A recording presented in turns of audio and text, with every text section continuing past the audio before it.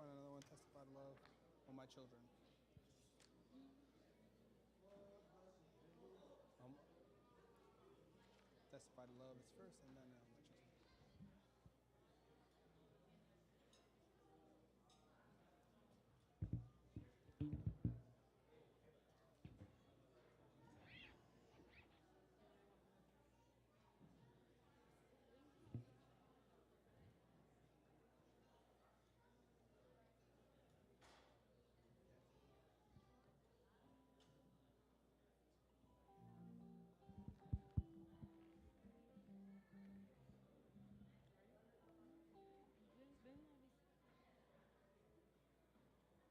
All right, everyone, welcome. Happy Sunday. Please let's stand. We're going to sing our songs for this Sunday. The first song will be our Never Find Another You.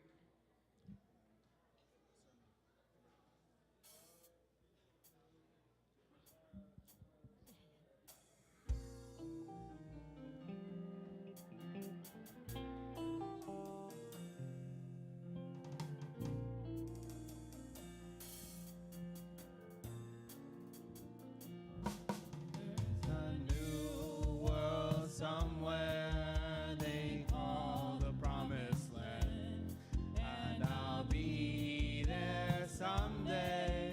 If you could hold my hand, I still need you there beside me, no matter what I do, for I know I'll never find another you.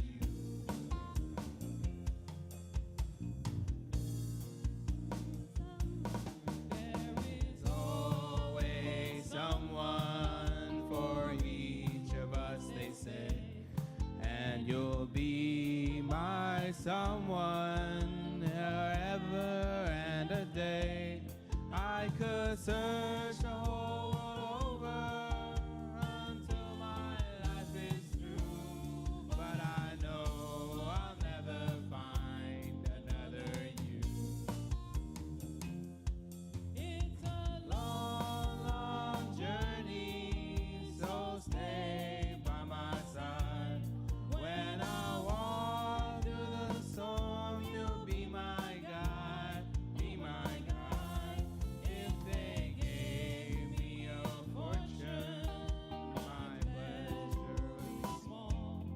I could lose it all tomorrow and never mind at all. But if I should lose your love, dear, I don't know what to do, for I know I'll never find another you. Please clap so we can have energy.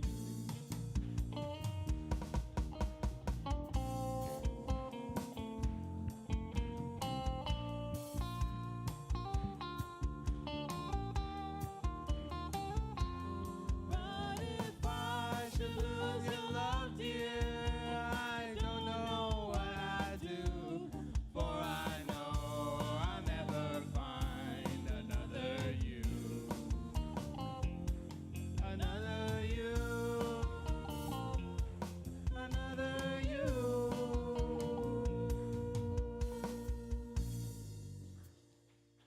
Yeah. All right, our next song will be Testify to Love. Please sing along if you know the song.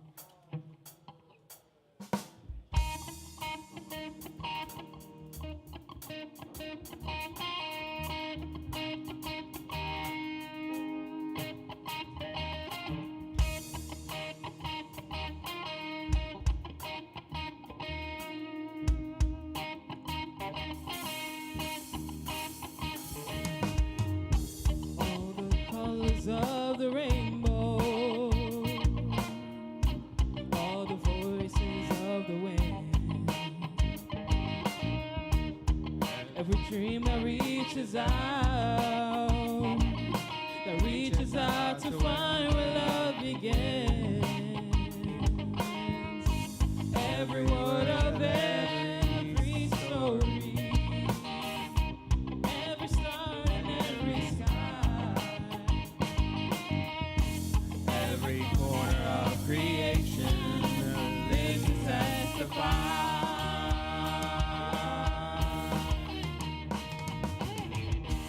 For as long as I shall live, I will testify to love. I'll be a witness in the silences.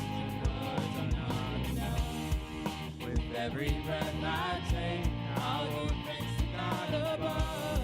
For as long as I shall live, I will testify to love.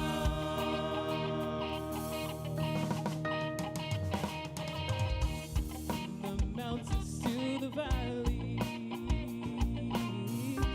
from the rivers to the sea. Every hand that reaches out, every hand that reaches out to offer peace.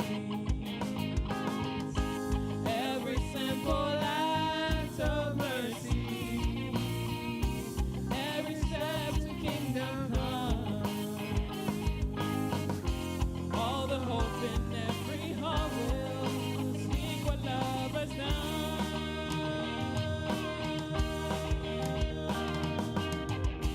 For as long as I shall live, I will testify to love. I'll be the witness in the silences. Words are not enough. Every breath I take, I'll give thanks to God above. For as long as I shall live, I will testify to love. As long as I shall live, I will testify to love. I'll be the witness in the silences where words are not enough. Every breath I take, I'll give thanks to God above. For as long as I shall live, I will testify. For as long as I shall live, I will testify to love. I'll be the witness in the silences where words are not enough. With every breath I take, I'll witness to God above. For as long as I shall live, I will testify to love. For as long as I shall live, I will testify to love. I'll be the witness in the silences where words are not enough. With every breath I take, I'll give thanks to God above. For as long as I shall live, I will testify. Get this clap. For as long as I shall live, I will testify to love. I'll be the witness in the silences when the words are not enough. With every breath I take, I'll give thanks to God above. For as long as I shall live, I will testify to love. As long as I shall live, I will testify to love. I'll be the witness in the silences when the words are not enough. With every breath I take, I'll give thanks to God above. For as long as I shall live, I will testify to love. I will testify to love. I will testify to love.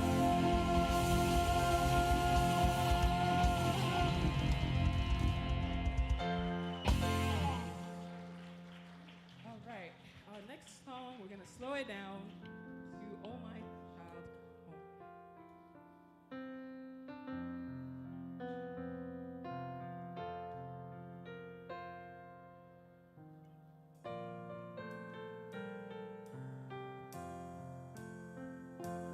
Oh my child, come home again. I beg you to come home.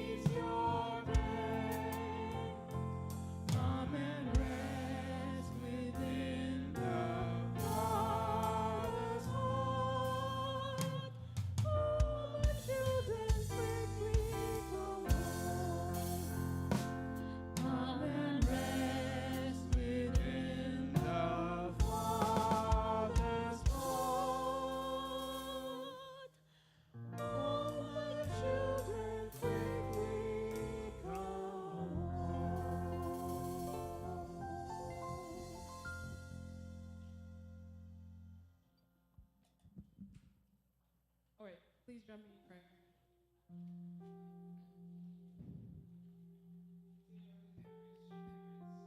For this time and this moment that you are allowing us to be here, your presence,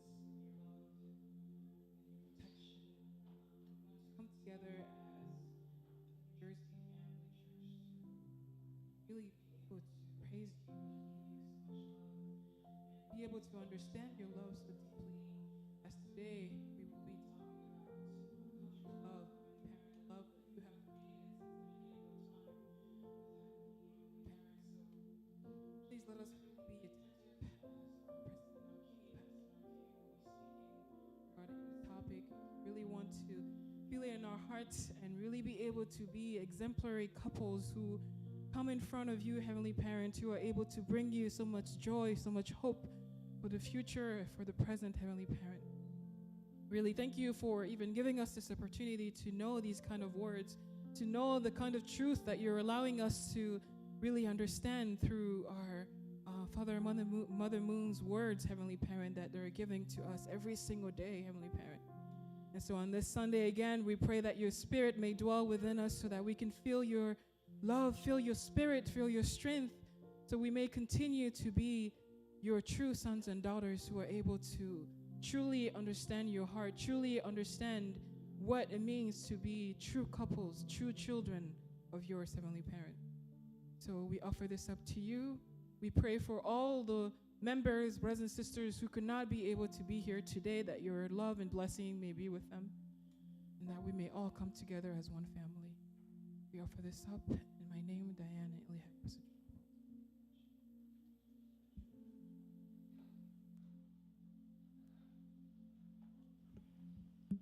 Audrey, thank you so much to the band. Please give them another round of applause.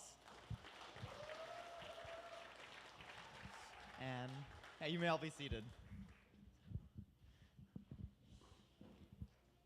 So, good morning, everyone. Good morning, good morning. It's amazing to see you all on this wonderful Sunday morning. So, welcome to the Sunday service of the New Jersey Family Church of Clifton.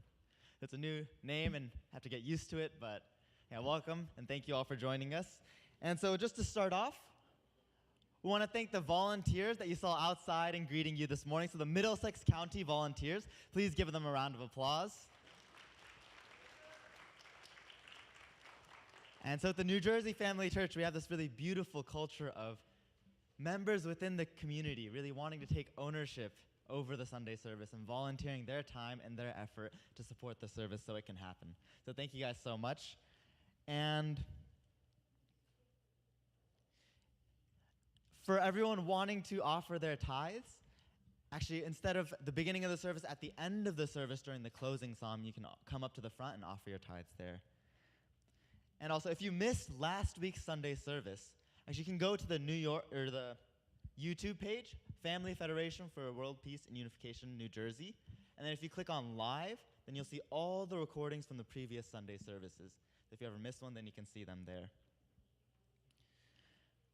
And so now we have our opportunity to greet each other. And so everyone please rise and then find someone new that you haven't seen before, and please offer your greetings and share a little bit of love with them this morning.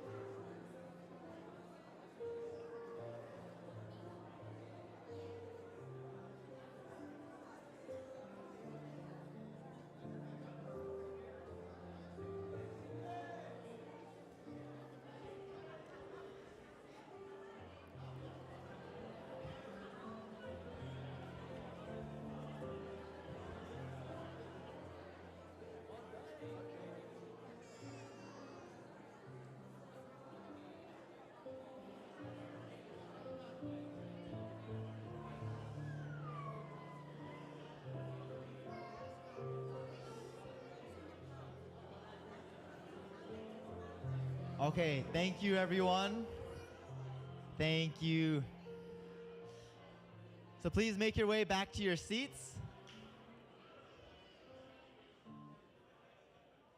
Okay, so we're going to move on with our Sunday service. So if you would like to continue greeting people, please, in the fellowship time after service, you're more than welcome to go downstairs and continue talking and sharing with each other. But we'd like to start off with a few announcements to the community. And so I have an exciting first announcement to make. And so we actually have with our Continental Director and our Senior Pastor of New Jersey, and also the Head Pastor, Pastor Naokimi, and Dr. Chunshik Young, we have an Outreach General Assembly. And so for anyone doing outreach activities, whether it's all these organizations from the ethnic ministries, Heavenly Tribe Messiah, Ocean Tribe, to youth outreach, to Christian outreach, all these different areas of outreach, if you're involved in any of them or if you're interested in involving in any of them, then please attend in the fellowship hall from 1 to 3 p.m. today. And Dr. Young will be giving a message of inspiration and also sharing the vision of outreach for the New Jersey Family Church. So please join us there if you're interested in that. And next, we have a culture festival. And so we are a very diverse community. And so next Saturday, March 4th, from 12 to 3 p.m., right here at this Clifton Family Church, we're going to be having a Japanese culture festival. So if you love Japanese culture, want to get exposed to it, or you are Japanese and you just want to celebrate your own culture, please join us. The entry fee is $5, and there will be a lot of different booths with Japanese food and activities, and you can purchase further food from there. But please join us on 12 p.m. next week, Saturday. And next up, we have a fundraiser from WFWPU. And so we're going to be having a bingo fundraiser, and this is going to be games, fun, a lot of fun, and also prizes there. And so this is going to be held at not here, but at the Elizabeth Family Church down in Elizabeth, New Jersey. And so it'll be from 2 to 5 p.m. next Sunday afternoon, and it's $2 per ticket. So if you're interested in WFWP or supporting their fundraiser, then please join them there. And so we also have a 7-day Divine Principle workshop at the Cheongshim-won in Las Vegas. It's going to be from March 5th to March 11th. And so the Cheongshim-won is really a spiritual retreat center for people of all ages to experience really a revival of their spirits. And so if you've been really feeling disconnected from God or want to dig deeper into your Divine Principle studies, then please look to register for the Cheongshim-won workshop. And so the QR code right there has a registration code within it, and it's a $450 registration fee for 7 days of spiritual education and experience. And finally, for the young people, actually, not finally, but for the young people, we have a Level 2 Blessing workshop. And so it's focused on the theme of not just looking for the one, but how can I become the one for someone else? So this is preparation for our future matching and blessing. And so for all young people or parents with young people, the required ages is 17 up, high school seniors and up, but they'll be giving a blessing education about how we can best prepare for the blessing and what the meaning of the blessing is. And so that'll be on March 18th to 19th, and so the registration fee is there. The early bird fee is $120. I don't actually know when the early bird ends, but there'll be more information on the registration form. But if you want to attend, to get the early bird fee, register as soon as possible. And so, yeah, for everyone, also, if you'd like to get involved in a ministry, we saw all these different announcements, and there's a lot of activities happening here. If you'd like to be involved in something, then please don't forget to reach out to one of the ministry leaders. And if you don't know who they are, ask anyone in the community, and then find a ministry leader, plug in, and through giving and contributing, that's the best way that we can receive life as well and continue to grow. So if you're interested in involving, if you've been unable to find a way to plug in and have been looking for that, then please talk to someone. And finally, I'd like to invite up one of our community leaders, Mr. Do-hee Ong, to be able to share about food ministry, make an announcement. Please welcome him up. Good morning, brothers and sisters. So food ministry is something you may not have heard of or you've only seen in passing, but really, I think Dr. Young has really wanted to express his love through food, and also I think we've all experienced, right? Eating sometimes makes us a lot happier. So one of our goals in food ministry is to make sure that the food that we prepare, whether it's for events or whether it's for Sunday service, is good, is of high quality, and safe. And so what we're doing now is kind of reevaluating everything. I think you've probably seen on e-news that we've sent out a survey. Please take a look at that and fill that out. We encourage you to have everybody in your family fill that out, so we have a good idea of what's important to you when we're serving food, what kind of food is good. And so in preparation for that, for the next month or so, we're going to pause on having a full lunch downstairs. We have one today for you, but going forward for the next month, we probably will just have like a light refreshment downstairs. So please be understanding, and we really look forward to having your input, so we can really have a good food ministry going forward. Thank you. Thank you so much, Mr. Ong. And so actually, I accidentally flipped to the next slide previously, but at the end of every month, we love to celebrate our community members. And so we have our February birthday celebration. And so if we could have the band come up on stage. And so, actually, one second.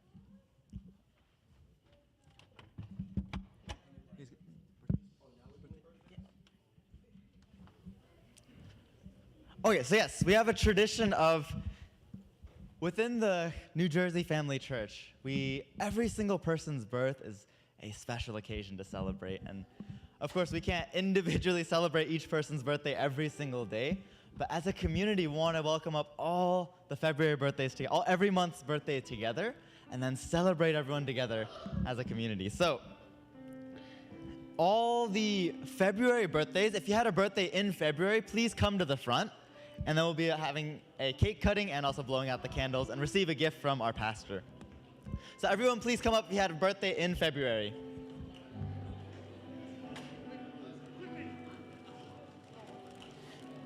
And we have some Sunday school volunteers, I believe, who are helping give out the flowers.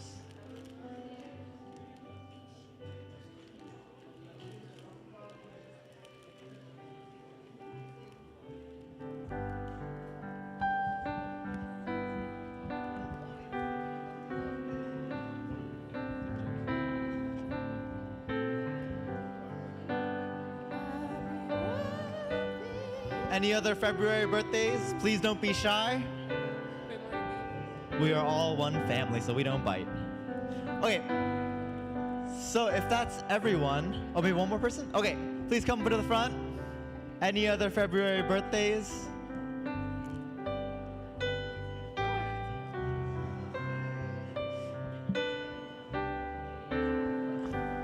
Oh, Inomata-san.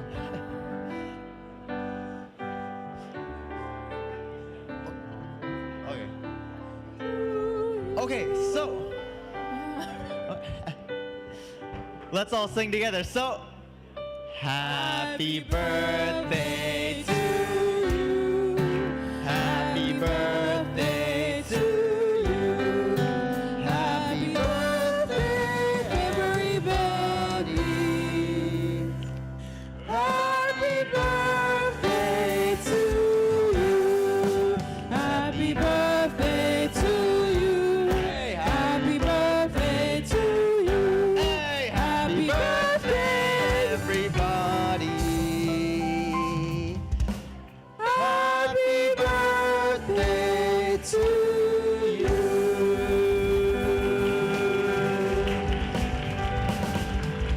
Everyone gather around, and we're going to blow out the candles, so make a wish before you blow it out.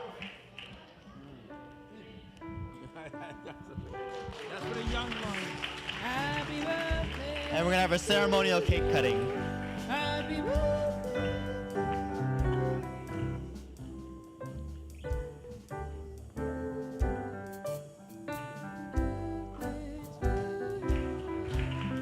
Okay, thank you, everyone. And please stay up here. And so we're going to be having a group photo. So please, everyone gather in and listen to Graham.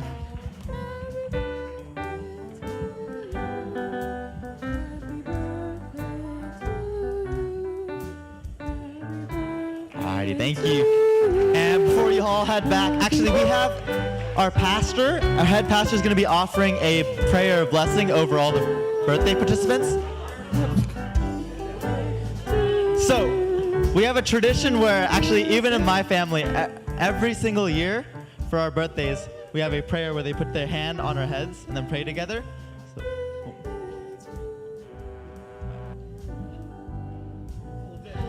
I see. Okay, interesting. Okay, so actually, I just did this for my daughter 3 days ago. But on our birthday, we usually pray over our children to bless them for another wonderful year. So please join me in offering a prayer to all our February birthdays. Okay. Please join me in prayer.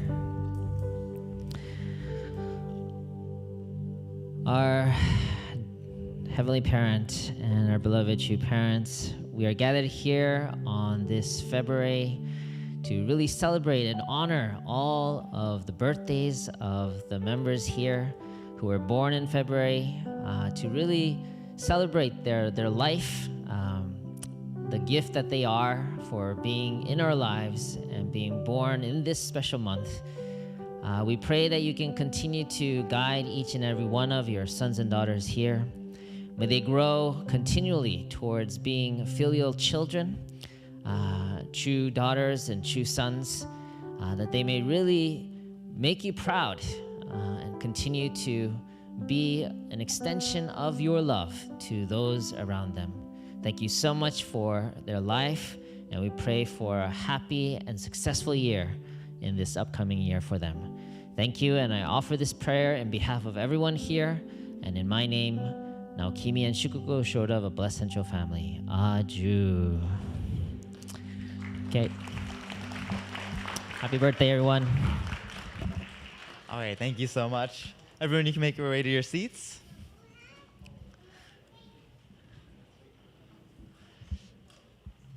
So next, we'd like to dismiss the young children of our community. So all Sunday school participants, you're dismissed to your rooms. But one update, all pre-K and kindergarten young people, so all parents, if your children are in pre-K or kindergarten, your children will be meeting in the game room downstairs. No longer in the parsonage, but in the game room. So all pre-K and kindergarten will be meeting in the game room. So, yes, thank you, Sunday school kids. You guys can go to Sunday school now. So.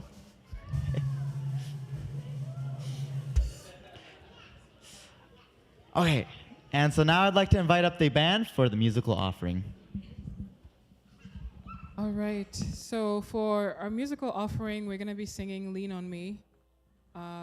As you can see, the songs today were all about love. We're trying to connect it with the sermon. So as we're singing, just think about your spouse, how you can always lean on them. They can always lean on you when you're not strong. So please enjoy the song.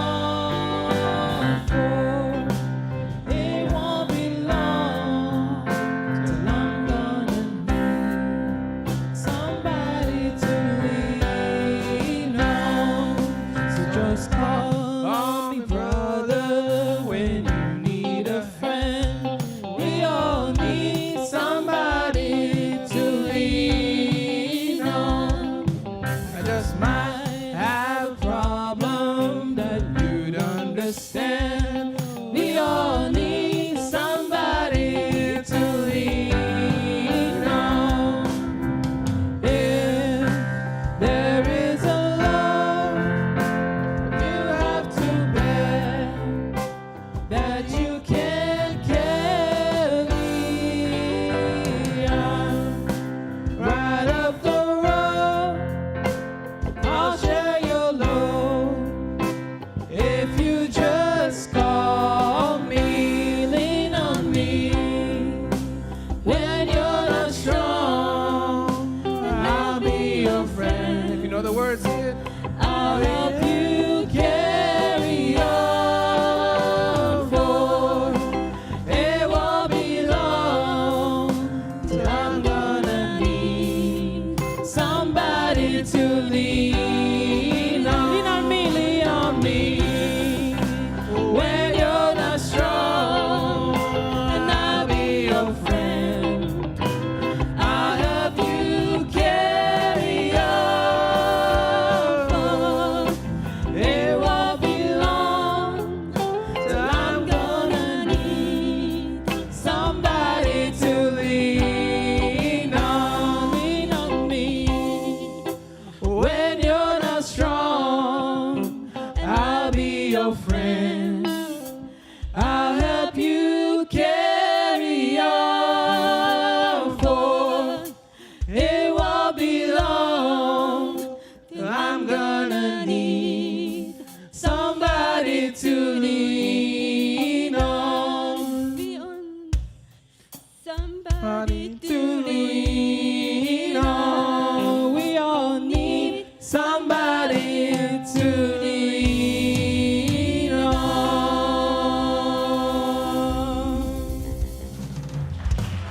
Wow.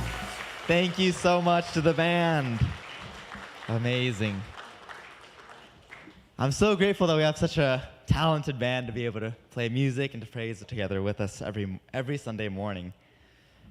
And so, as they shared, today's theme, the Four Great Realms of Heart, is on conjugal love. And so this morning, we wanted to celebrate a few couples within the community and to really be able to celebrate marriage together. And so, by a show of hands first, and unfortunately, you have to be together as a couple to get, there's going to be a prize, but in order to get the prize, you have to be here together as a couple. But can I get a show of hands of all people who are currently married right now? Everyone married right now by a show of hands. Okay. And so we're going to be, keep your hands up, and we're going to be seeing who is the longest married couple here at Sunday service today. And so we'll start off simple. So, anyone here been married for more than 10 years? Please keep your hands up. Okay, majority, okay. Next up, anyone been married for more than 20 years? Okay, none of the hands are budget. Okay, first, anyone been married for more than 25 years? Okay, a few hands. Anyone been married for more than 30 years? Okay, so everyone who's been married for more than 30 years, could you please stand up? Please give them a round of applause, everyone. And so we'll be continuing so everyone can see you more. So anyone for more than 35 years of marriage? Okay. I think a lot of people were in the same blessing group, so everyone sat down together. And so 40 is a very special number within our movement, but anyone more than 40 years of marriage together? More than 40 years. Please give them a round of applause, everyone. Anyone been married for more than 45 years together? Okay. Anyone been married for more than 46 years? Okay. How about 48 years together of marriage? Okay, one run down. Okay, I believe we have our, can we get, everyone still in? Can we get a show of hands? Just to make sure, anyone standing in the back, who is still in? Who has been married for more than 48 years? Please raise your hands up. Okay, Anyone been married for more than 50 years? Okay.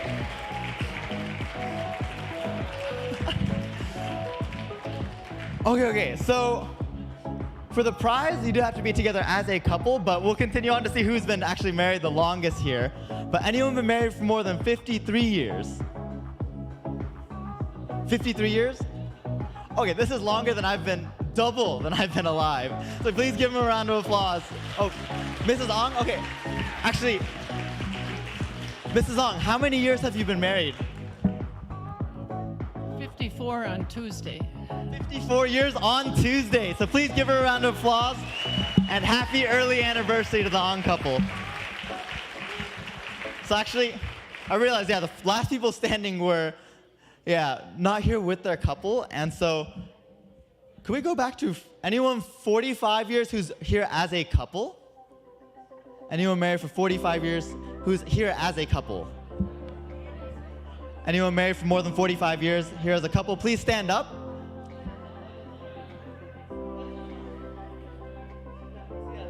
Okay, so could you two come to actually, Saito-san, how many years have you been married with your wife? 48 years. 48 years. Okay, and they're here as a couple together, so please give them a round of applause. And please come to the front. Saito-san, your wife? Oku-san mo ishoni. So we have a prize and we'd like to celebrate with you guys. Okay. Please give them a round of applause and welcome them to the front.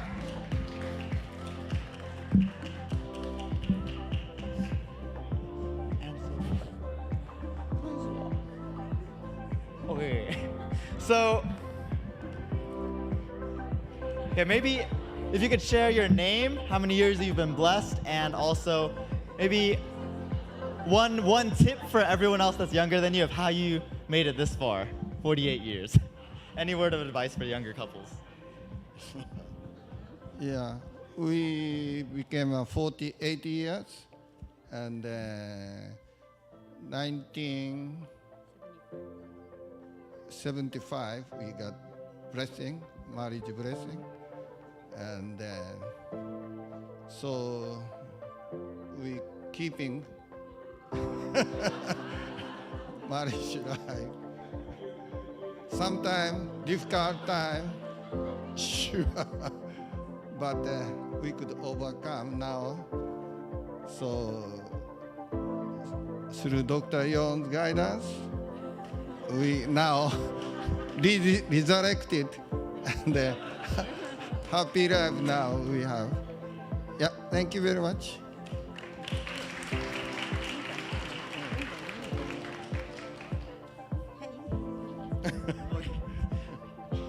Okay, thank you so much. And so we actually have a prize for you that we'd like to share. So, Pastor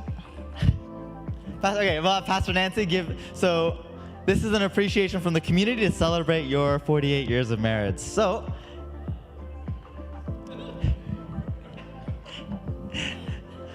okay, so congratulations. Everyone, please give them a round of applause.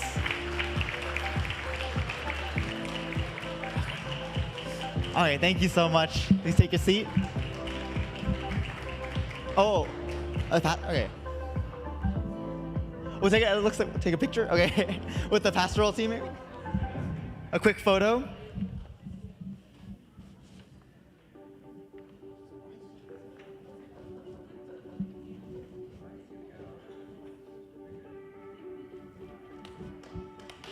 All right, congratulations. And so we had one end of the spectrum at the young in heart, but the longest married couple. And so we want to also celebrate the actually most recently married couple. And so I'd like to invite up actually Mitsuyuki Washida and Rami Inuoka to the front of the stage. Please come to the front. So actually, they are the most recently blessed and married couple in our community, so please welcome them up. Oh. So welcome Mitsuyuki, and so, just sharing. What? Oh, they're most recently engaged couple, sorry. Yeah, and so, okay. And so share your name and I guess what you look forward to the most in the coming years. Hello? Also, when you got engaged. Yeah, so I got engaged on February 20th on Monday. Tatino-san was there for me, so. And I look forward to living with her eventually together sometime at the end of summer this year, after the blessing and all.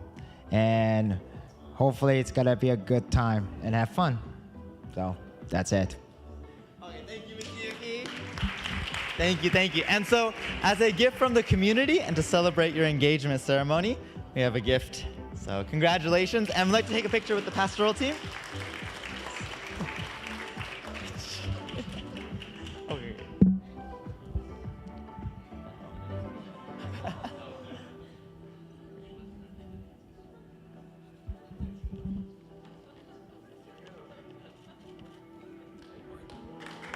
All right, congratulations. Okay, thank you so much. So, I think we really want to celebrate. Sometimes we don't notice like who's been married or really notice each other's relationships. So we really want to celebrate together, and really today, even after Sunday service, you can talk to each other about your marriages, or really, if you aren't married, then you can listen to other people's testimonies as well. But now we're going to come to the main part of our program, and so I'd like to invite up our dear older brother and our head pastor, Pastor Naokimi Ushiroda, for the Sunday service.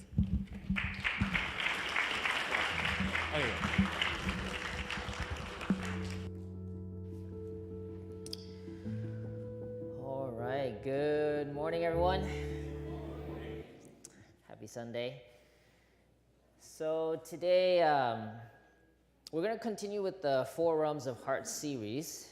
As you know, we've been covering a couple, actually last week we covered siblings realm, and then the week before was the children's realm. So there's four realms of heart, and the reason why that I want to really go in depth with these realms of heart is that this is, I believe, this is the fundamental kind of purpose of our community. It's in our mission statement right now that we're really, our purpose is to create a thriving community centered on God's love, where every family can grow and develop these four realms of heart. So each of these realms are unique, and there are very specific ways that you can develop it so that you can experience the fullness of God's love in the family. So we covered siblings realm last week, and if you remember, some of the key points of the siblings realm of heart was really learning to respect your elders and care for your youngers, and also to nurture each other's strengths and compensate for their weaknesses. So it's important for you to practice that realm in order to create that kind of peace and harmony within your siblings and your extended family. But today, I wanted to dive a little bit deeper into the conjugal realm of heart. And this is a very special realm. In fact, we can start with some definitions. Conjugal relationship of a married couple, simply enough. And heart is the impulse to seek joy through giving and receiving true love. So in essence, the conjugal realm of heart is this impulse to seek true love, giving and receiving love between husband and wife. That's what the original conjugal realm of heart is supposed to be. So let me ask you a question from the audience. What differentiates the conjugal realm of heart from all the other realms of heart? You know, there's children, siblings, conjugal, and parental. But what makes conjugal realm of heart different from the other three? Huh? Unique? Oh, only one, right. So it's an exclusive relationship, only one others, right? Right, that's good. Any other thing that makes it different than... Sex, okay. Yes. That is a very important aspect of a conjugal relationship that should not be experienced in other realms of heart. It should be only within the conjugal realm that you experience that sexual intimacy. Aju. To become one, that's another way of saying that intimacy of really becoming one. You're not born into it. Yes, in the back. It's unique because it's where you meet God. It's where you meet God. It's where you meet God. Very good. You've been reading on Father and Mother Moon's words.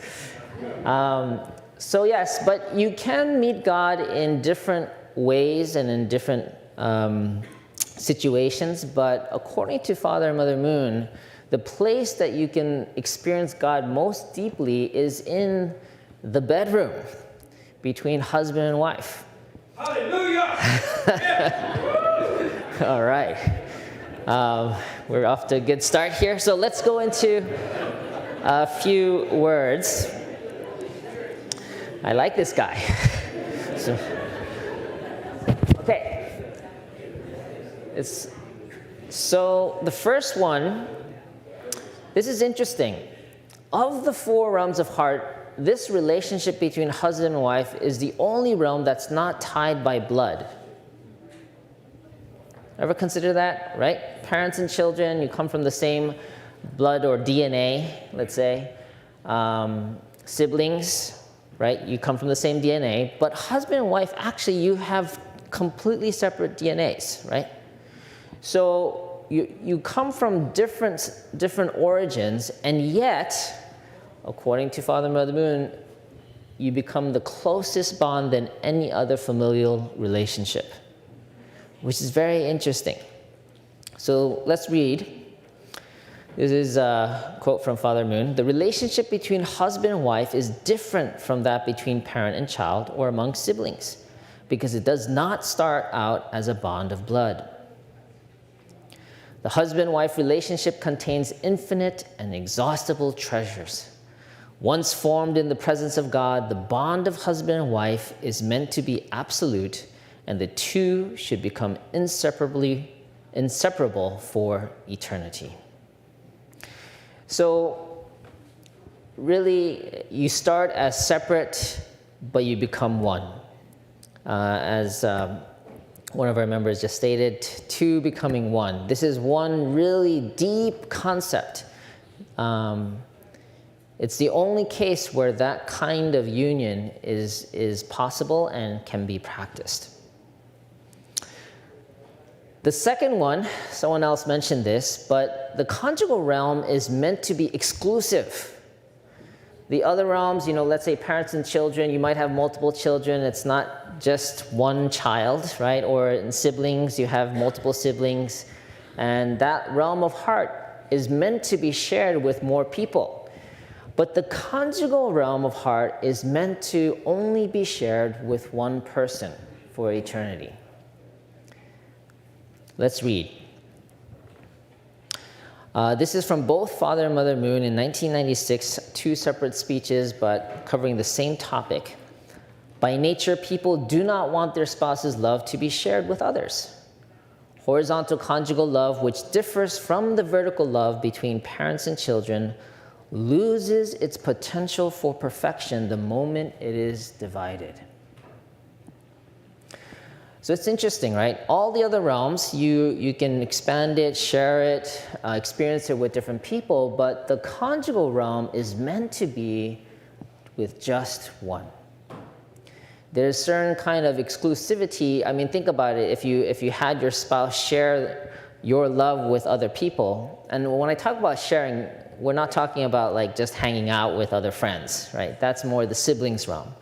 We're talking about the conjugal experience. How would you feel if your spouse shared that with someone else? Right? Something is lost. And so it's really important for the conjugal realm to be really honored, to keep this exclusivity, and in another way of saying is fidelity, right? Being faithful to your spouse. This is so important in maintaining the trust and the original intention of that realm of heart. Now, I know, having said that, not everyone comes from an environment or an experience where everything went right the first time. So there are ways to restore what went wrong, but it's so important to understand that the conjugal realm is meant to be exclusive. Prom story. Okay. I shared this story a few times before, but I think it's relevant. I grew up in this with this faith, and so I grew up from a very young age understanding this principle that the conjugal realm is supposed to be protected. And so we grew up, the rule was no dating, no relationships with the opposite gender, and it was very strict. And so, so strict that people would start wondering are you interested in women? My friends would ask me. But I say, no, I'm just preparing myself for my future spouse. So that was all good. But then one day, this was junior year in high school, I had a lab partner in AP Bio, and she asked if she could talk with me after class. And I thought it was going to be something related to the project or experiment that we're working on in class. And so I walked out of class and I asked her, what do you need or what do you want? And then she was like, could you go out to the senior prom with me? And that was a shock. I mean, totally, I had no clue. Yeah, I was kind of clueless back then. So she asked me straight up, and then not only that, she saw that I was shocked, so she explained further. She said, I already talked with my parents, and they're willing to pay your ticket. Okay. So I didn't know what to say, so I kind of froze, and then I remember she had to ask again, so will you go out to the prom with me? And I was like, I gotta ask my parents. And then I quickly turned and I kind of, not run, but I kind of quickly went away. And then I turned the corner thinking I'm free, and then I get surrounded by her friends. There's 5 of her friends. Right when I turned the corner, they surrounded me and said, what did you say? So now I'm being interrogated by 5 of her friends.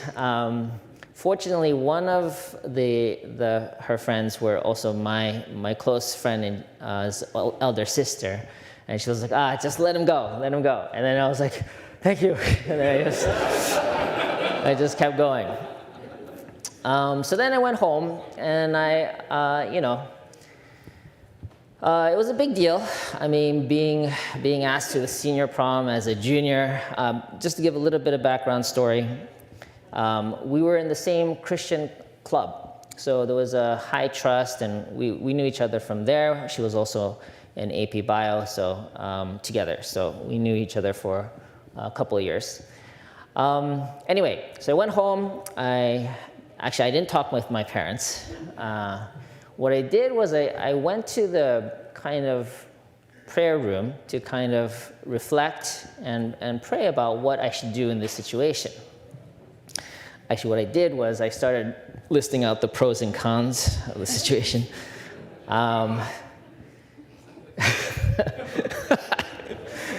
Yeah, for those who know me. Anyway, so the pros, you get the respect from your peers, wow, he was going out to the senior prom.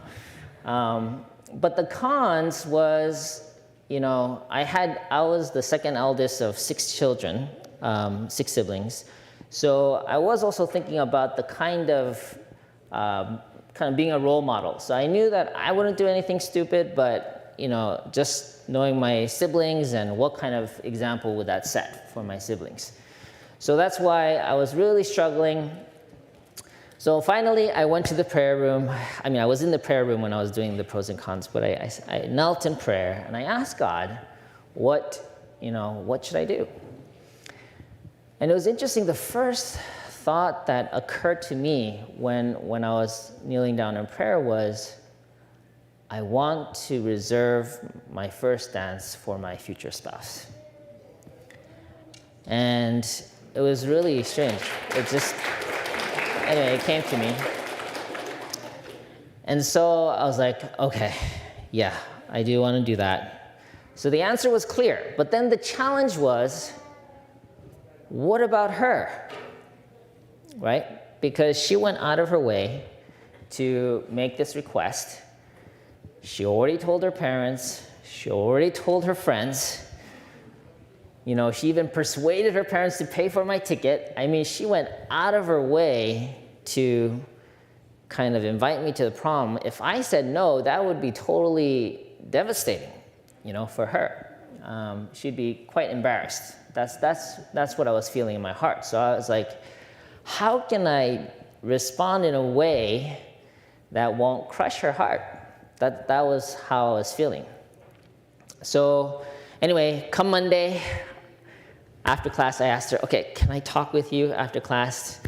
So anyway, we met in the library, and I took the next 3 hours explaining my whole principles, creation, fall of man, restoration, blessed children. And then at the end of 3 hours, I was like, that's why I can't go out with you.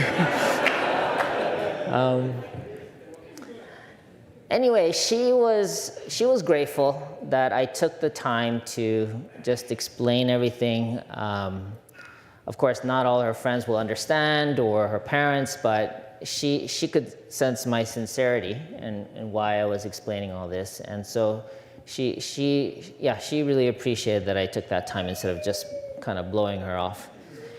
And I think the next week someone else invited her, so she was fine. Anyway, fast forward. So that happened junior year of high school, and fast forward, I think 4 years later, I ended up going to the senior ball of my wife's college. 4 years later to have our first dance. So I did get to have my first dance with. Now, I know it sounds a little old school, but anyway, it worked for me. And I know the point is there's something special about the relationship that's meant to be between husband and wife. And I think it's important if you're single, it's important to prepare your heart for that. And even if you had breakups in the past, really strengthen your relationship again between you and God. Continue to build yourself and become a person that can truly love somebody completely. And that was my focus in preparation for my marriage and blessing. And I think it's good for all youth to really think that way and prepare that way. In society, it's encouraged to always be looking for the one, looking for the right person. Make sure they look good and they have money and all that kind of stuff. But actually, instead of looking for the right person, if you focus your energies on becoming the right person, then you'll never lose. Become that person that can love anybody. And that's kind of how we've been really raised and educated, is that, remember I shared the story last week about being on a missionary fundraising team. It's like you learn how to deal with all kinds of characters. Actually, church is kind of like that too, right? You meet all kinds of characters here. But you learn to love each one despite their uniqueness, and you're actually growing your ability to love. And all of that experience, what is that for? It's so that you can love your spouse. So all of this is practice, so that you can really invest in loving your spouse. That's how it's been designed to be, okay? One last point about the conjugal realm of heart that's very special is that this is the realm of heart where you can experience all 4 realms of heart between those 2 people. And I'm going to explain this. This is Father Moon. It is the realm of the absolute subject and object partners in the 4 great realms of heart. He's referring to the conjugal realm. The wife sees in her husband the ideal heavenly son, heavenly older brother, heavenly husband, and father. To the husband, his wife possesses the corresponding absolute qualities as the ideal heavenly daughter, heavenly sister, heavenly wife, and mother. So it's interesting, what Father Moon is saying here is that you're actually supposed to experience the 4 realms of heart with your spouse, not just the conjugal. You're meant to experience your spouse to be a mother, a wife, a sister, a daughter. Okay, next story. So, guys like my new haircut? Yeah. No? Just got it yesterday. I upgraded from supercuts this year. So now I'm going to a Korean barber. They do a good job. Anyway, so back in the day when I first got married, I noticed that I would like my wife to do certain things for me. I really enjoyed her, taking me shopping and also eating together. And I also specifically wanted her to cut my hair. And she was like, just go to the barber. Why are you asking me? But I insisted. I was like, no, I want you to cut my hair. And she was like, kind of like, okay, whatever. And then she did her best. But then, that first time, it came out pretty bad. And she was more devastated than me. Like, oh my goodness, why did you make me do this? I was like, oh, it's not so bad. And then I would also ask her to do things like, I also wanted her to clean my ears. And she was like, ew, do it yourself. Well, I can't do it myself, I can't see where I'm going. Anyway, I insisted, and then she reluctantly did it for me a few times. And then suddenly it dawned on me, what I was doing was I wanted to experience her kind of being what my mom was for me. My mom used to take me shopping, used to cut my hair, used to clean my ears, and I felt motherly love, my mom's love in that way, and I wanted to experience that through my wife as well. And I think this is actually natural. When you actually get married, because it's such an exclusive relationship, you're meant to actually receive and experience all the different realms of heart through your spouse. And if you understand that, you won't be stranged out by requests from your spouse. Anyway, I think as a couple, that's another beauty of this conjugal realm is in society in general, the couple relationship is really romanticized. And the emphasis is on the conjugal relationship. But if you understand that you're meant to experience all the realms of heart with your spouse, you actually have more options of what to do with your spouse. You don't always have to be lovey-dovey and intimate and close and inseparable, right? Sometimes you can be like a sibling and point out, yeah, you're gaining a few pounds, honey. Gotta work out. Let's work out together. Or sometimes, I want to just lie my head on my wife's lap and just be comforted or just rest. And it's meant to be this dynamic relationship where you can experience being a child, being a sibling, being even a parental figure to your spouse, and vice versa. And that actually opens up the door for the fullness of what a true conjugal relationship looks like.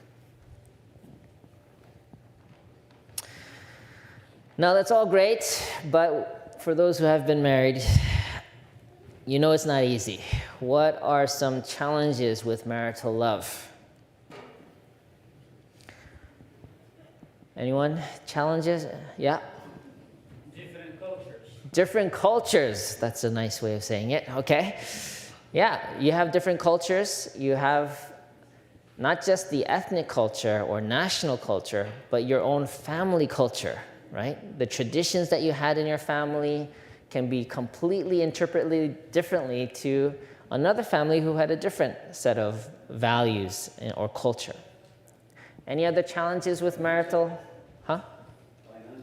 Financial. Oh, yes, that is a sensitive one. Financial challenges.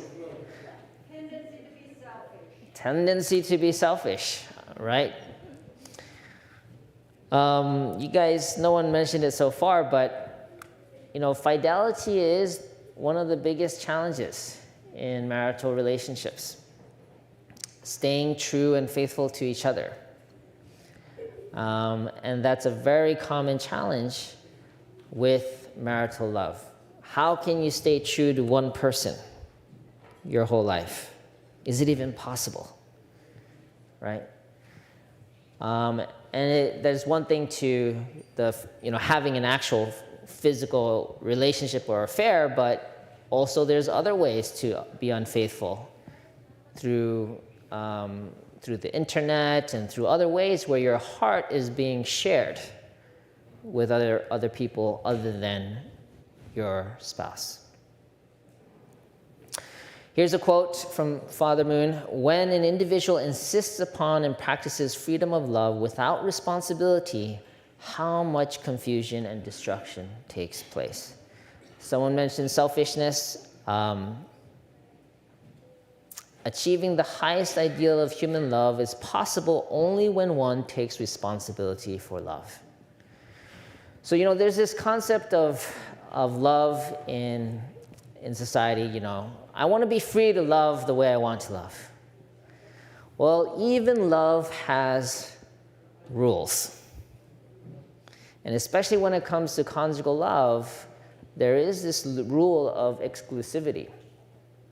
If you want to experience the fullness of love, you need to learn how to be responsible with that love. And that's the key point here. Final quote on this section: the first human beings lost this standard due to the fall. Hence, without recovering it, everything in the world is in vain. Therefore, the only begotten Son and the only begotten daughter on God's side must establish the realm of conjugal love as husband and wife. Part of the reason why this has been so challenging is because since the beginning of human history, from biblical times, our first ancestors made the first mistake related to love. Adam and Eve were not able to stay faithful to each other. And so in one sense, we've inherited this tendency of not being able to stay faithful. So throughout history, God has been trying to restore this original standard of a true love between husband and wife. And that was really one of the essence behind Father and Mother Moon coming and establishing the holy marriage blessing back in 1960 to start a new foundation of love between a true son and a true daughter centered on God as husband and wife. And that opened up a new era for others to also be able to follow suit.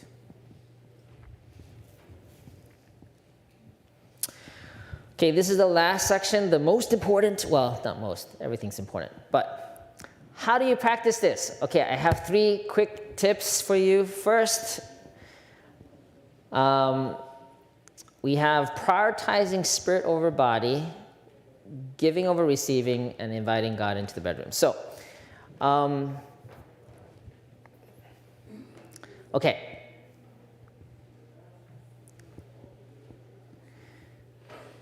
According to Father Moon's words, the place where we're supposed to experience God's love most is in that relationship between husband and wife. How does this work? How do you actually experience God in there? That means you need to actually resemble God in the moment that you're having sex.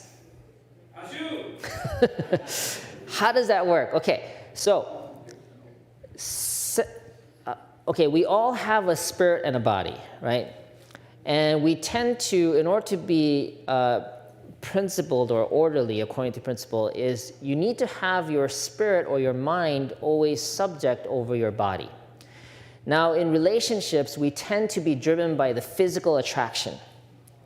But if you want to put that in the proper order, you need to be driven by more the spiritual connection with your spouse. The internal, emotional, artistic connection needs to be subject over your physical attraction to your spouse. Does that make sense?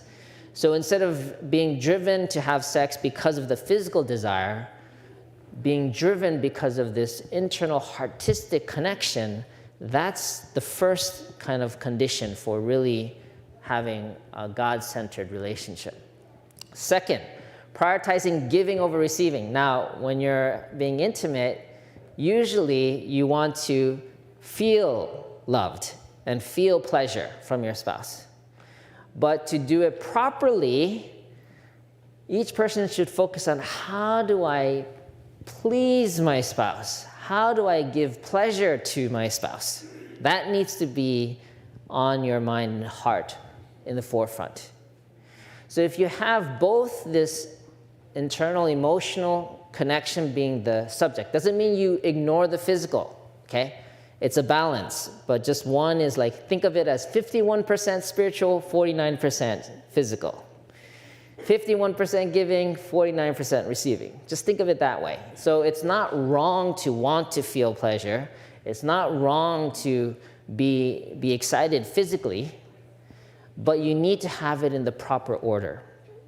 So once you have this emotional connection as a driving force and giving pleasure as the also subject, then the final part, this is in the moment, really being present enough or self-aware enough that you can invite God to be there with you.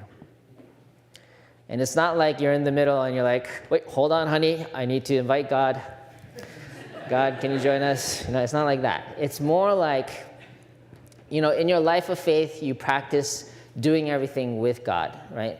So similarly, even in that moment when you're feeling the most kind of euphoria or pleasure or whatnot, to make that moment holy by simply inviting God to be there.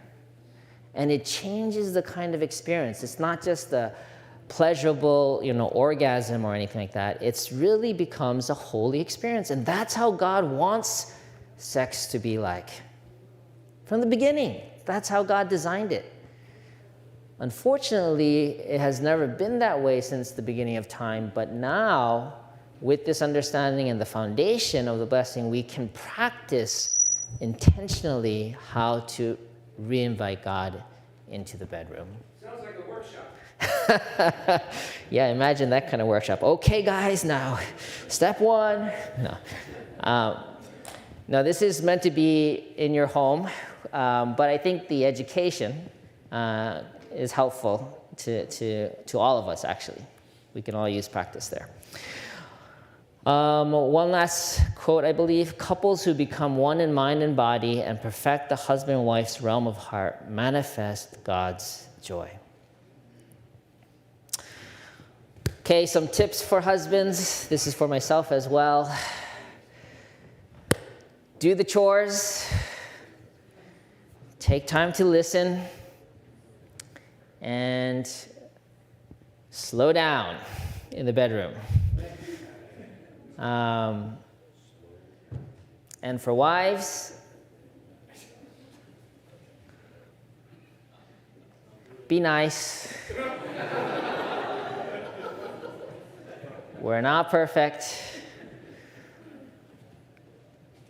if you simply embrace your husbands with their flaws, they will go above and beyond to be better husbands for you.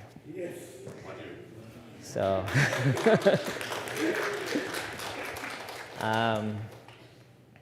yeah. And then I think both will really experience, you can grow into this relationship. It doesn't have to be perfect from the get-go. It's a continual practice. In New Jersey Family Church, we have, it was just shown here, we have workshops, blessing level 1, level 2 workshops to really help people prepare if you're single for the blessing. For those who are married, we have the marriage course to really help reignite, strengthen, learn even tools to strengthen your marriage. And also a high noon program are for both singles and married people to really get clear of the addiction and the negative effects of pornography in your life. This is real. It kills intimacy. And so High Noon is a great program to help you systematically get free so that you can be more intimate and true to your spouse. Summary, there's 3 special, unique aspects of conjugal realm that it starts as a non-blood bond, but becomes the most closest bond. Second is that it's exclusive, and the third is that you can experience all 4 realms in the conjugal realm with your spouse. Second point, the challenges with marital love started from the very beginning of human history, and it's rooted in self-centered false love. And third, you can practice true conjugal heart through prioritizing spiritual over physical connection, giving pleasure over receiving, and by inviting God to be present. This is the reflection question: how can I love my spouse through all 4 realms of heart this week? And as a single, how can I prepare for my future spouse? Okay? And the challenge is express appreciation to your spouse and or serve them daily this week. Next week, actually, we're going to go into the parental realm of heart, and all of these realms really build off of each other. So part of the reason for the conjugal realm, of course, you need that to have kids, but it really prepares your heart by experiencing this amazing kind of love you can't experience anywhere else. That's the foundation to be able to go into the next realm, where you learn to give love unconditionally to your children. So that's the 4th realm, parental realm of heart. So brothers and sisters, I just want to leave you with this one final thought. You know, when you commit to a partner, one way to look at it is that, and I have to remind myself of this over and over again, is that that person, that your spouse, represents all the women in the world. You know, or if you're a wife, that husband represents all the men in the world. And your job, or kind of your opportunity, is God is depending on you to love your spouse the way God wants to love them. And this really, despite the challenges and limitations, if you can remember that God needs you to love your spouse through you, then it can give you the courage and the strength to continue to practice and grow your heart to be able to keep loving, despite the challenges that you might experience. So with that, I hope you were able to gain something today, and may God bless you and your family this week. Thank you.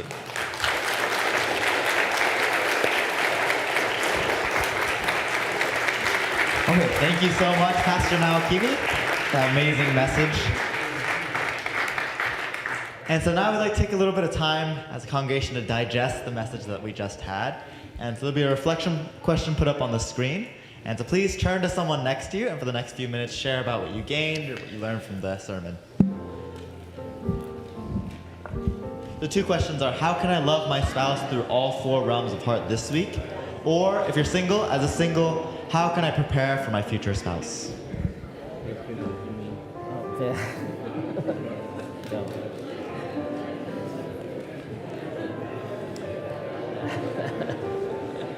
I'm practicing.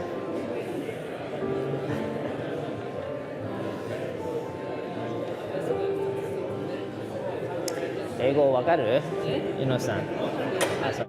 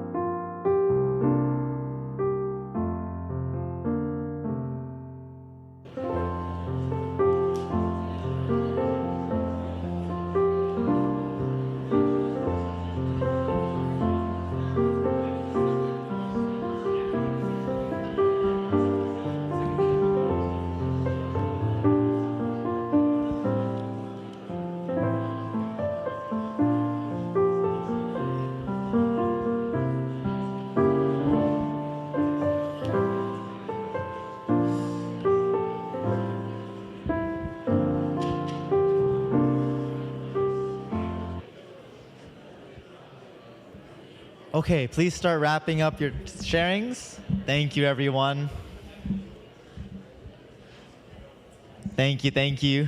And so, if you'd like to continue talking, then you can continue while fellowshipping downstairs after service. But right now, I'd like to invite up actually one of our elder couples in the community to share a testimony and a reflection. And so I'd like to invite up the Brunkhorst couple. So please help me welcome them up.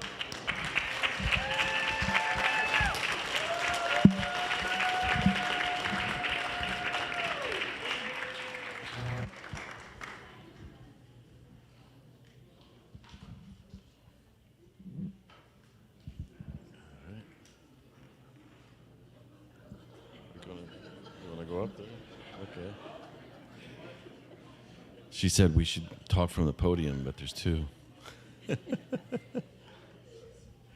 I'd just like to take a moment to thank Pastor Naokimi for his ongoing sermons, and I really appreciate his clarity.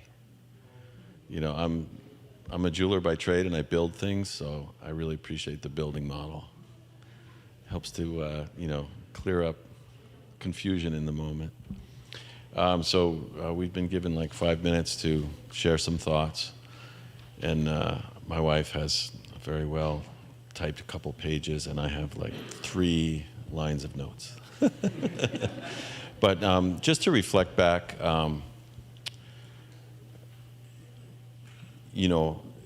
building a marriage is exactly as Pastor Naokimi has, inferred, that it's really important to go step by step. I mean, not exactly, we're all different. We all, as he mentioned, we all come from different backgrounds, different cultures.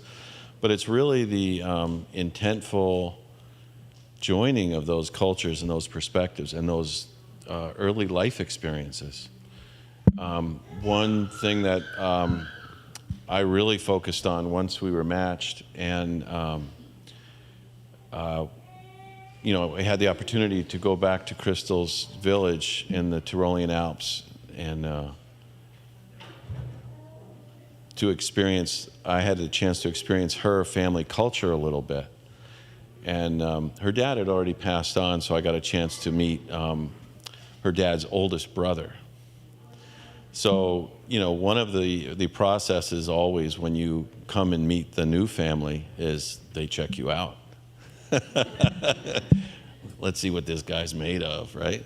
But that's all part of the process, they are really concerned for their daughter, their niece, their cousin, and we all have a responsibility to really put the best foot forward and to infer that we are going to do our best to take care of their beloved family member. And this is all building foundation for the future, building confidence as a person and then as a couple. And also, it helps each individual to understand their spouse, where their spouse came from. Because inevitably, through thick and thin, through up and down, these things pop out, and sometimes you're blindsided. It's like, whoa, where'd that come from? Well, you got to study more. Where did that come from? And try to figure it out. So this is all about really investing in the person of your spouse, really checking out and really trying to figure out, okay, this is not just a random thing. This has an origin somewhere. So that kind of model, that kind of process really has helped over the years, no matter what stage of growth you're at, whether you're just starting out, or you're thinking about having children, you're learning about your intimacy, And that's the other point. Pastor Naokimi listed the self-help or the helpful educational sources. And we were thinking back, and over the years, we attended a little bit of marriage course and some of the work that John Williams did, Valentine's Day dinners and all these kind of things. These are great conversation builders, great icebreakers, because naturally, well, maybe some folks are lucky enough, but naturally I think we're usually fairly reserved, and hopefully we don't have that much experience.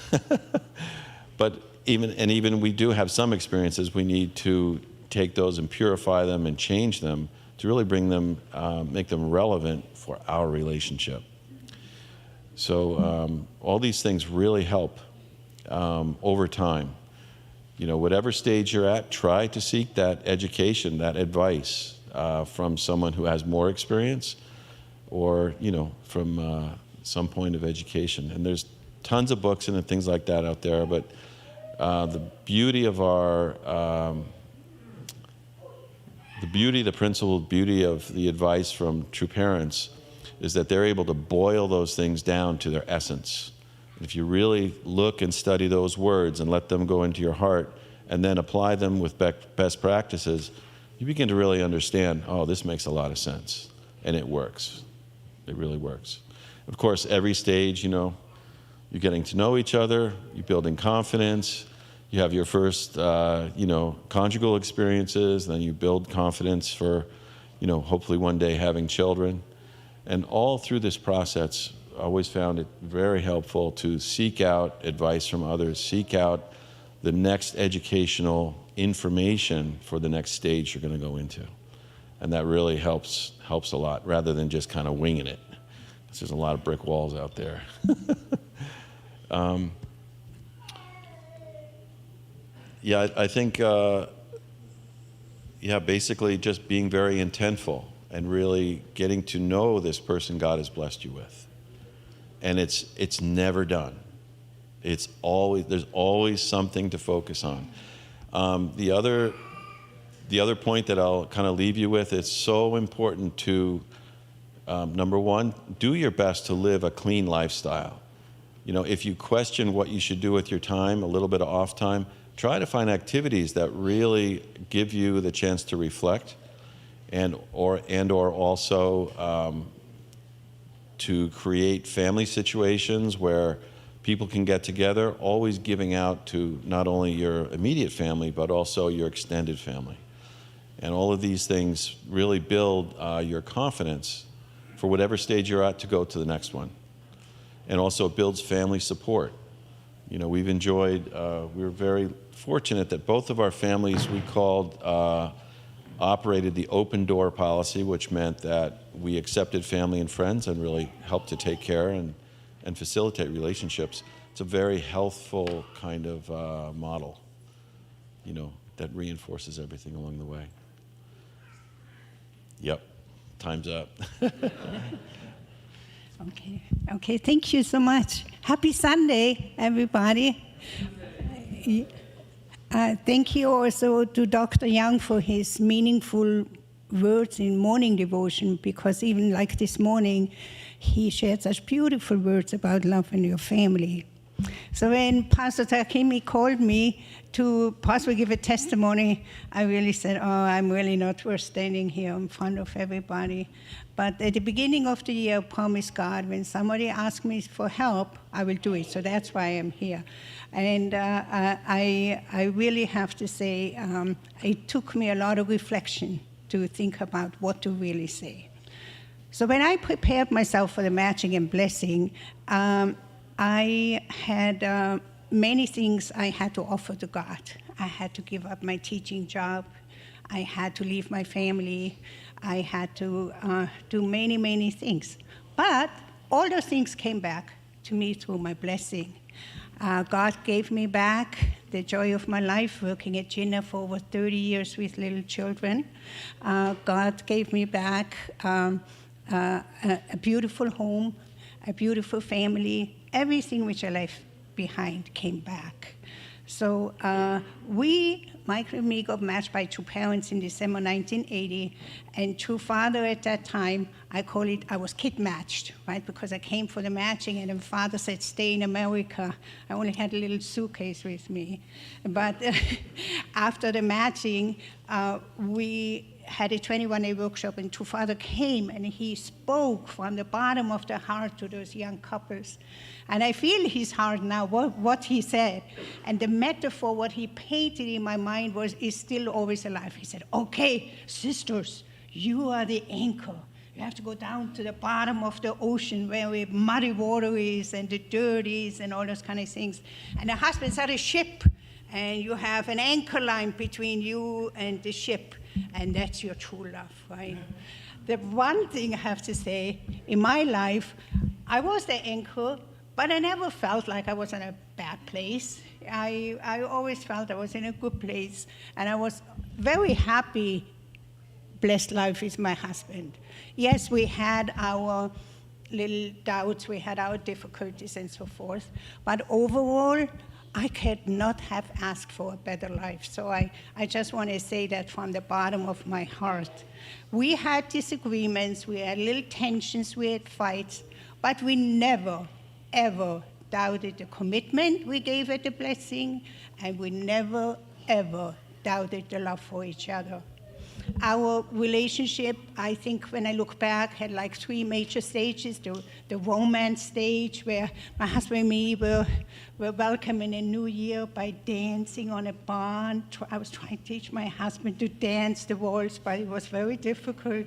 We were at midnight in a barn with this big pond of ice, and we were looking at the stars, and we were dancing. I used to go hunting with him. Anyway, but one thing I always, when I look in my husband's eyes, I feel this river of love coming to my heart. And as this early year of my marriage was, I really have to say we established a deep bond of love for each other, and on that base we became parents. And my children, they know that we conceived them in love and received them in love. And we grew in love together so deeply. So we are so proud and so grateful to God for our children. And my husband also, in this time of our life, we always were very active in the church community, and he was very active in his hometown. He became the Citizen of the Year, and his name is engraved in a hometown, in a history in their hometown. And also he wrote a book about the history of the town. So we are very proud of all those things, what my husband did. And in that age, when we see each other back now as parents working so hard, raising the children, to our love, a deep respect is added, right? A deep, deep respect for that relationship and for that investment, what we have for each other. And Michael was always a loving father to our children. I was always so grateful. And then came another big step in our life, which was the matching and the blessing for the children, which was much, much harder than I ever thought it would be. It was loaded with obstacles, but we never gave up, and we supported our children. And our bond of love and respect for each other became even deeper and became rooted in our lineage. And particularly when our first grandchild was born, it was such a profound moment. When she was born, I was there with my daughter, and I could see my ancestors coming to welcome her, to be so happy that a new baby was born in our lineage. And I knew that we entered a new realm of love in our 3-generational family. Well, I have to say, since our time is up, I just want to kind of leave you with 3 affirmations which I came upon my reflection. Growing up Catholic, I was bound with guilt. I'm always very sinful. But one thing I have to say, Satan never made me feel guilty of, or never could accuse me, was that I loved my husband. I loved him with my whole heart and my whole soul. The other part, I have to know that I know my children can tell their children that their mom and dad loved each other, and I know that's very deeply rooted in them. And I know myself that our bond of love is so strong that we are eternally bound together, and we will be together in the spirit world. And I just want to say thank you, Heavenly Father and Mother. Love you. Thank you to parents. Love you for this beautiful, blessed life.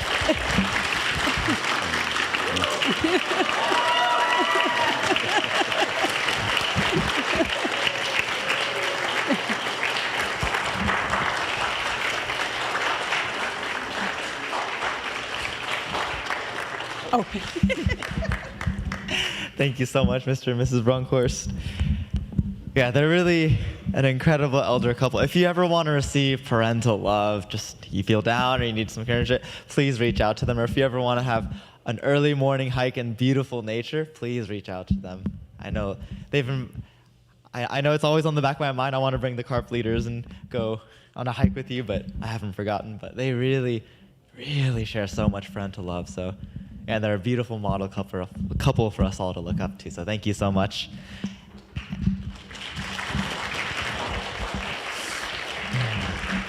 And so I'd like to invite up now Pastor Nancy Jubb to be able to share a little bit. So, yeah, so inspiring. And I think in reflecting on what I wanted to share for the benediction prayer and this prayer blessing upon all of you to carry with you in this coming week, I think, you know, hearing the Bronkhorst, they're like one of my favorite elder couples to look up to. The power and the beauty of the blessing, that in the blessing marriage, what will inspire generations to come is a relationship like that, so deeply rooted in love, that no matter what kind of education we give, it is that love between our spouse, our relationship is what will inspire the next generation. And I don't know about you, but I can tell their relationship is so rooted in gratitude for each other, right? So grateful. And even if you're single, that's the starting point, right? That gratitude. Can I learn to appreciate the person who is annoying the crap out of me? My dad always asked me that. Can you love that kid that you hate so much right now? Can you love that person? That gratitude is how we get there, right? And of course, there's other practical ways. I love the marriage course, so if you're interested, please, come ask me about it. If we have enough interest, let's start another program. But yes, that deep appreciation is where it begins, and where the love can grow. So with that in mind, please join me in prayer.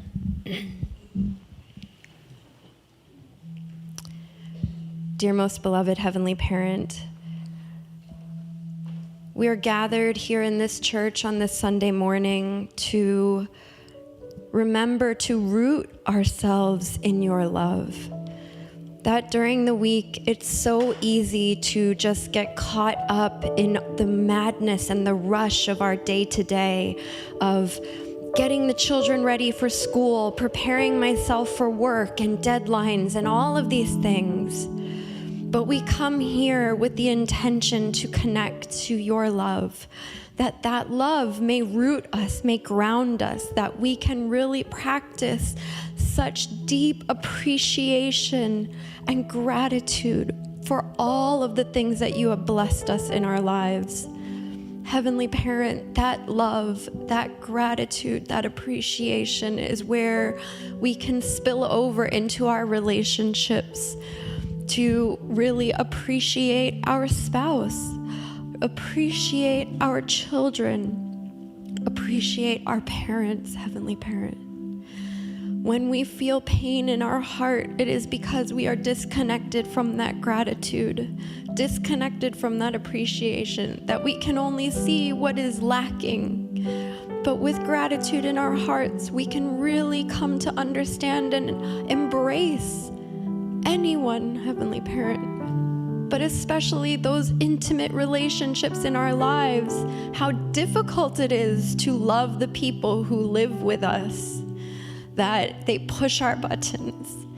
And yet these are the people who are the most precious in our lives. These are the people who will bring us more closely to understand your love and your heart. Thank you so much for this time. Thank you so much for the people in our families, our friends, and this, even in this church community, our extended family.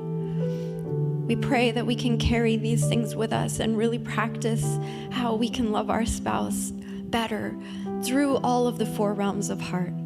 We offer and report all of this in my name, Nancy Jubb of A Blessed Central Family. Achu. Please stand and let's offer unison prayer.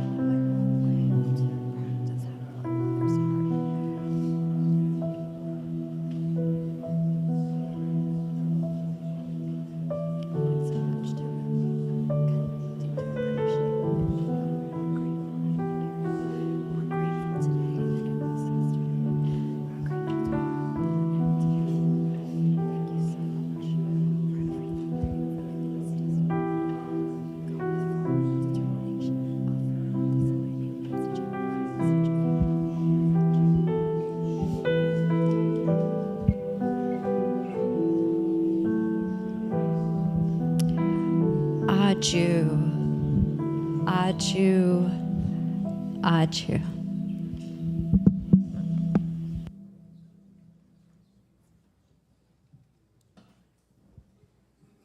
All right, how are we feeling? Awesome. Thank you, Pastor Naokimi and Pastor Nancy, for the prayer. So This last song is very wild, and it's very, if you've been to camp or GPA, yeah, please join us with Spirit. And yeah, how many people know the song, The Lord is One? Oh, okay. All right, don't be afraid to, let out all your energy Sing along. on this beautiful Sunday morning. All right, let's go.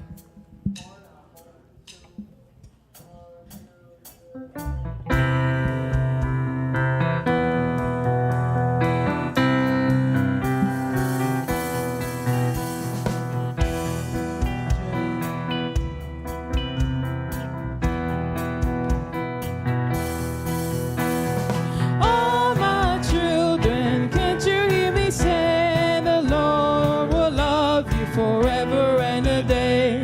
All my brethren, can't you hear me say the Lord is one? Oh, can't you hear a brother? And won't you come along to build a heavenly kingdom? Sing a brand new song. Call everybody, try to understand. We've got to start working, the time is at hand. Call everybody, try to understand, the day is come. Oh, can't you hear it, brother? And won't you come along to build a heavenly kingdom and sing a brand new song? Lo, on Mount Zion, the Son of Man appears to rule the house of Jacob of 10,000 years. Lo, on Mount Zion, the Son of Man appears, and God is done. Oh, can't you hear it, brother?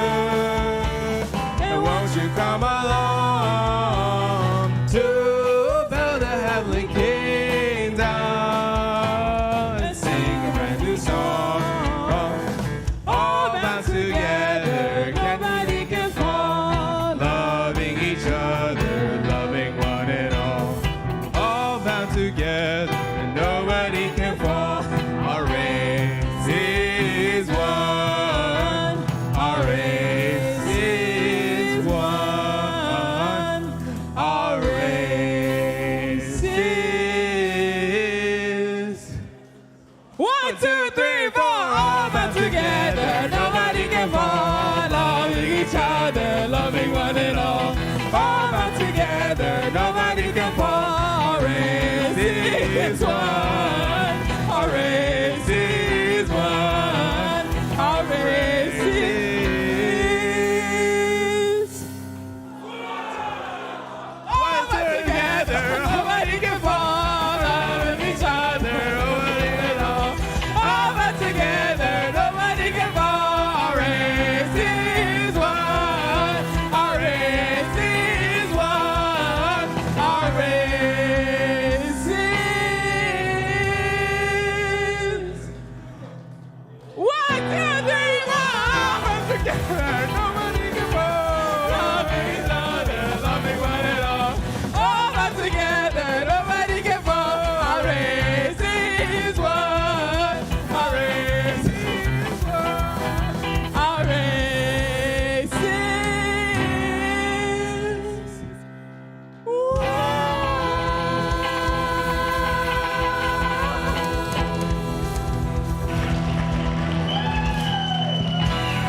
We told you this song was wild. Thank you, everybody. Thank you. All right. Thank you so much to the band. Give them one more round of applause. And so that'll wrap up our service. So we have fellowship downstairs with lunch provided this week, but from next week it'll be a light refreshment. And so God bless you, and we'll see you next week. And please greet our pastors in the front.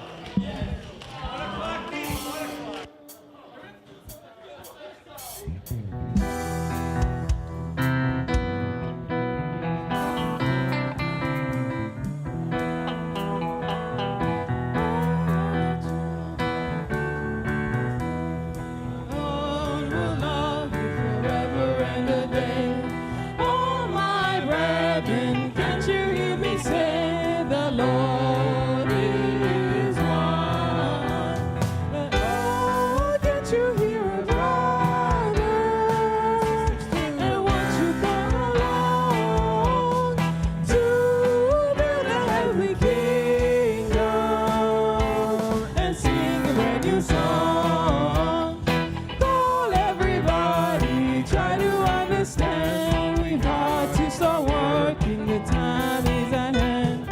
Call everybody, try to understand, the day is come. Oh, can't you hear it, brother? And won't you come along to build a heavenly kingdom and sing a brand new song? Lo, on Mount Zion, the Son of Man appears to rule the house of Jacob for 10,000 years. Lo, on Mount Zion, the Son of Man appears and cries, it is done. Oh, can't you hear, brother? Hey, sisters too. Won't you come along to build a heavenly kingdom and sing a brand new song? All bound together, nobody can fall, loving each other, loving one and all. All bound together, nobody can fall. Our race is one. Our race is one. Our race is. Is that 1, 2, 3, 4, or is it just what? 1, 2, 3, 4, all back together, nobody can fall, loving each other, loving one and all. All back together, nobody can fall. Our race is one. Our race is one. Our race is. 1, 2, 3, 4, all back together, nobody can fall, loving each other, loving one and all. All back together, nobody can fall. Our race is one. Our race is one. Our race is.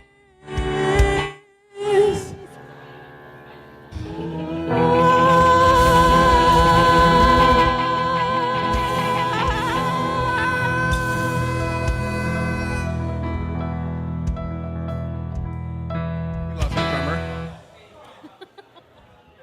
Say that again. I think we lost.